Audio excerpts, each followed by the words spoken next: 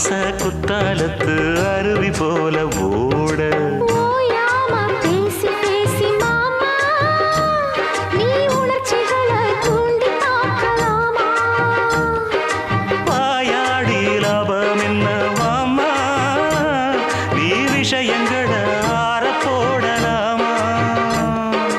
வெச்சது யாரு சொக்கப்படி என்னவ பண்ணுப்படி சொன்னத கேளு கண்ணுமணி சொந்தமும் பந்தமும் வந்ததடி சொல்லிக்கொடு சொல்ல சொல்ல கத்துக்கிறேன் விட்டுக்கொடு மிச்சம் இது தொட்டுக்கிறேன்